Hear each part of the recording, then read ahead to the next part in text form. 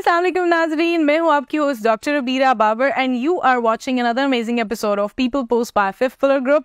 हम हमेशा अपने शो पे आपको मुख्तलिफ सीईओ से तो मिलवाते हैं, but there are very few female entrepreneurs and CEOs जो कि हमें भी मिलती हैं और हम आपसे मिलवाते हैं। लेकिन आप सब जानते हैं, एंड स्पेसिफिकली ख़वातीन की बात की जाए तो ख़वातीन वो जो नया बिजनेस स्टार्ट करना चाहती हैं, वो ऐसी ख़वातीन की बातें ज़रूर सुनना चाहती हैं जो खुद किस तरह से एंटरप्रेन्योर बनी, सीईओ बनी, किस तरह से अपने बिजनेस को स्टैब्लिश किया और एक अच्छे मकाम तक लेकर आई। और इसी के लिए आज हम जिस मौजू पर बात करने वाले हैं वो रहेगा क्लोथिंग इंडस्ट्री। वैसे भी शादी सीजन आने वाला है या ऑनगोइंग भी है वैसे तो, और इस वक्त पाकिस्तान की सिचुएशन तो ऐसी है कि पूरा साल ही शादी सीजन रहता है, लेकिन पैटर्नली अगर बात की जाए शादी सीजन की एंड विदाउट क्लोथिंग ये पॉसिबल ही नहीं है।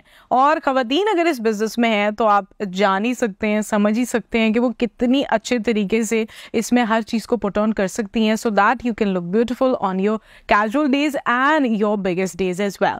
और इसी के लिए जिनसे गुफ्तगू करनी है, हमारे साथ एक ब्रांड ओनर मौजूद हैं जिनका अपना ब्रांड है, साराज एटलियर की सीईओ मौजूद है आज हमारे साथ में सारा रिजवान। अस्सलाम वालेकुम and very warm welcome to the show. अस्सलाम वालेकुम, thank you for having me. You're welcome. It's a pleasure having you on this show as always. जब भी हम मिलते हैं एक delightful meeting तो हमारी रहती है। It's a vibe. We are very compatible. हाँ तो बिल्कुल। That's true. अच्छा Saira, coming up to the brand, Saira's Atelier, like having 2 outlets, Centaurus, Emporium. It's a big thing. At certain age, बहुत जल्दी आपने ये venture start किया था. I want you to tell the story. How did you start it off? अच्छा, it's been 12 years now. ठीक है, 12 साल हो गए हैं, लेकिन मुझे कभी भी नहीं पता था कि मैं ये काम करूँगी, ना कभी सोचा था, ना मेरे फैमिली में कोई बिजनेस में है। We are all a very job oriented and forces oriented family. Everyone in my family, uncles are in army, air force, navy. इस तरह हमारा बहुत ही business minded कोई भी नहीं था घर में। तो व्हेन आई स्टार्टेड, मेरा भी एजुकेशन की तरफ ज़्यादा रुझान था। मैंने मास्टर्स किया इंग्लिश लिंग्विस्टिक्स में from Karachi university and I got first position, gold medal लिया था जी। देन आई स्टार्टेड, उसके बाद मैंने टीचिंग स्टार्ट कर दी, यूनिवर्सिटीज़ में मैं पढ़ाया। और फिर मेरी इवेंचुअली जो हम फैमिली में है कि शादी भी एक आर्मी पर्सन से हो गई। और शादी जब हो गई तो आप फिर you have to go to smaller stations. तो जैसे हमको हार्ट में भी रहे, नौशहरा रहे, ऐसे छोटे छोटे स्टेशंस में भी रहे। फिर एक ऐड आता है आर्मी का भी, नेवी का भी, देन आई अप्लाइड और फिर उसमें भी मैं एजुकेशन। शादी के बाद आपने? मैंने शादी के बाद, और बेटा भी था। was 2 years old at that time. That's so sweet. हाँ जी। अब एक्चुअली जो एक अंदर से इंस्टिंक्ट होती है ना बंदे की, आप यस एक वो होता है कि you are restless, you want to work every time. आप जो भी आपके पास अंदर पोटेंशियल है, you want to make use of it. ठीक है, और बस यही लगता था कि यार जिंदगी के 24 घंटे है ना, तो 20 घंटे काम करना है। Because I want to make myself profitable for the family, for the society, ठीक है, एट लार्ज। और तो तभी आप एक अच्छा अपना नाम छोड़ के जाएंगे। कितने आपने साल रहना, लाइक 50 years, 60, 70। लेकिन जब आप जाए, या आप अभी भी जिंदा होते हुए भी अभी आप कहीं जाए, तो एक ऐसा होना चाहिए कि लोग आपको पहचाने। तो this urge in me was from the childhood. और वो जॉब्स में नहीं मिल रही थी। एग्जैक्टली, जॉब में भी आई वांटेड टू एक्सेल। और मैं जो भी काम करती थी ना, I always put my heart into it, heart and soul rather. देखो, मैं अगर आपको बताऊँ ना, छोटी छोटी सी चीज़ भी है। इट्स नॉट अबाउट कि मैं I am boosting my self, it's about inspiring other. आप जब लोगों को अपने बारे में स्टोरी बताते हैं ना, दे गेट, अगर एक बंदा भी मेरी बात सुन के इंस्पायर हो जाता है तो yes, it is a successful thing. It is a successful thing. They make their own lives and then they they एक मदर जैसे लोगों को, बच्चों को और फैमिली को, एंड देन सोसाइटी को ट्रांसफॉर्म करती है। तो इसी तरह अगर आप अपनी इंस्पिरेशनल स्टोरी किसको सुनाते हैं तो you bring some change in the society. तो मेरा यही था हमेशा से कि जो भी मैं करती थी ना, बेशक मैं कुकिंग कंपटीशन में ले लूँ part, I am not good at all in cooking, लेकिन अगर मैंने कंपटीशन में हिस्सा लिया है तो मैंने वो रेसिपी 10 दफ़ा घर में ट्राई करनी है and then I have to win. अच्छा ये देखो कितनी अच्छी आपने एक पॉइंट बोला, that I would try 10 times for that one certain recipe. Practice it. I will put my time, I will invest my whole energy in it.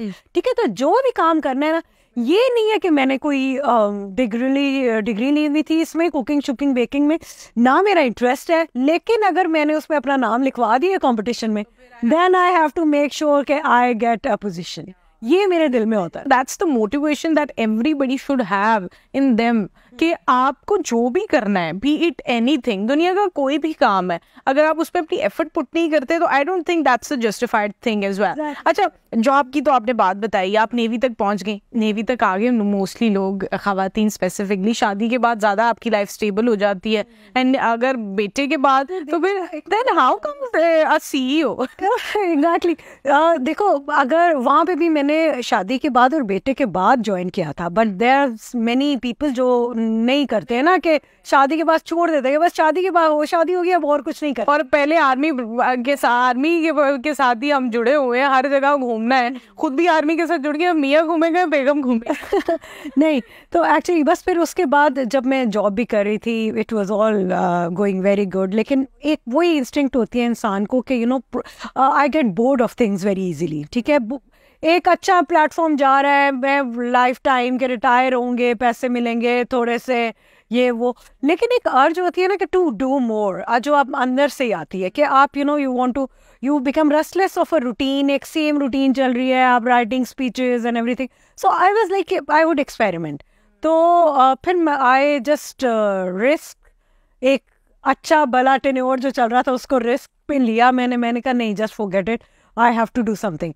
तो लेकिन ऐसे यही था कि फैमिली में लोग और फ्रेंड्स में, आप जब when you are well presented, आप अच्छे कपड़े पहनते हो तो then you think of it कि अच्छा may be I can start it as a career. ये भी एक टैलेंट है, मुझसे पूछें क्योंकि जिसको नहीं आता ये, those people always depend on others कि हमारे कोई अच्छी वार्डरोब हो, कोई, बिकॉज आई डोंट थिंक आप डॉक्टर हो ना, लेकिन अभी यू नो कि यू कैन स्पीक वेल, तो आपने you ventured into hosting, you ventured into many other things, may be जैसे वीलॉग्स बनाने या थोड़ा सा मॉडलिंग करना, because it's your thing now.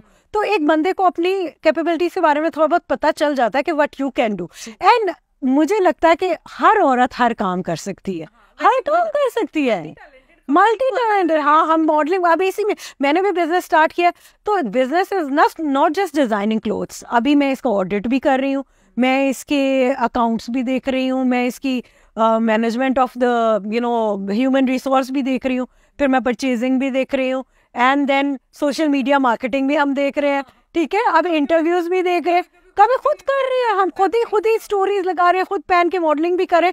So it's full जो ना एक एक्टिविटी है, सिर्फ ये नहीं कि कपड़े डिजाइन करना है. हाँ, it's something that every time work. तो आजकल बिजनेस भी ऐसा हो गया ना कि आपको सारा कुछ खुद ही आना चाहिए, and I think आना चाहिए, rather than being dependent on your team. Yes, you should have a team, but आपको पता होना चाहिए so that you can opt out. Exactly, आप उनको सुपरवाइज तभी कर सकेंगे जब आपको पता होगा कि what you want to get out of them, आपने उनसे क्या काम करवाना है. ठीक है, आप you cannot be dependent. और फिर लिमिटेड पैसा होता है, लिमिटेड रिसोर्सेज होते हैं. अब फॉर एग्जाम्पल अगर मेरा आप जो बिजनेस है, तो I have a certain team, but obviously I can not have thousands या 100 ऑफ पीपल. मुझे उतना रखना है कि जितने मुझे आई नीड 10 पीपल, और फिर उनसे मुझे काम निकलवाना है, उनको मुझे करना है, तो हमें सब रिसोर्सेज को मैनेज करना पड़ता है. ठीक है, इट इज इम्पोर्टेंट टू. हाँ, क्या आपको पता हो मैनेजमेंट बहुत, आजकल के दौर में आपने सैलरीज देनी है, आप कैसे अपना बिजनेस को सरवाइव करोगे अगर आपने यूजलेस लोग रख लिए हैं या रिटर्नेंट लोग रख लिए हैं, जिनको आप तो जब तक खुद काम नहीं आएगा आप किसी को सुपरवाइज भी नहीं कर सकते.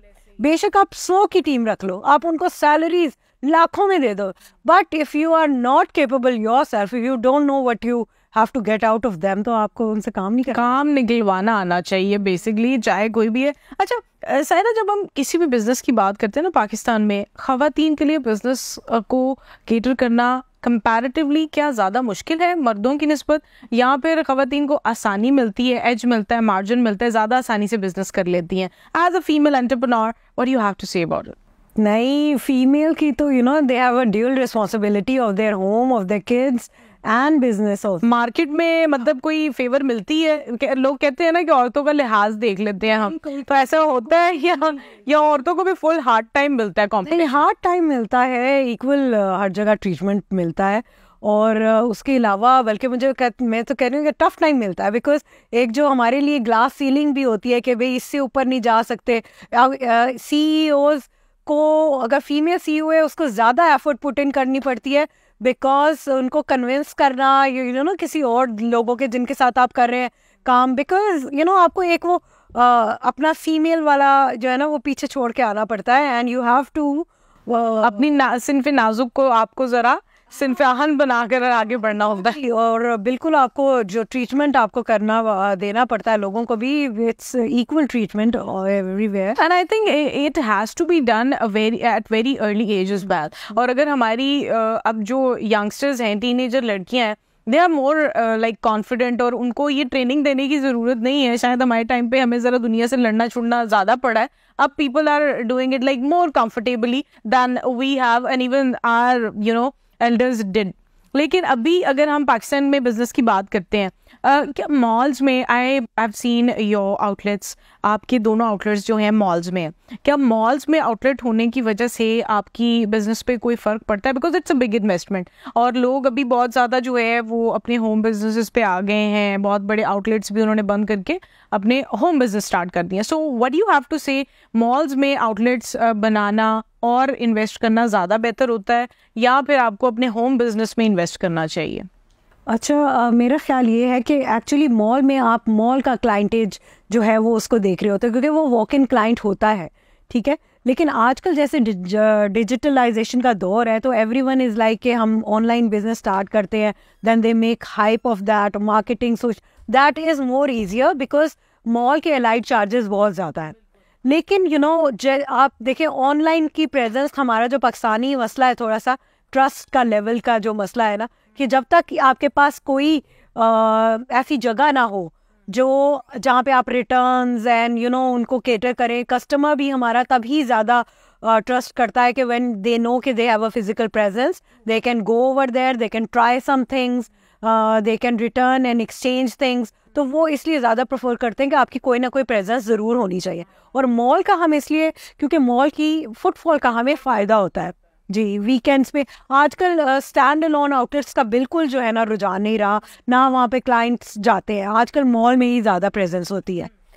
तो आपको अपने बजट को देखते हुए डेफिनेटली डिसाइड करना चाहिए कि whether you want to come into malls और you want to have your. मैंने बहुत सारे अभी ऐसे बिजनेसेस देखे हैं जो पहले ऑनलाइन ही थे, and now they are shifting towards mall, क्योंकि they think of it as a necessary factor.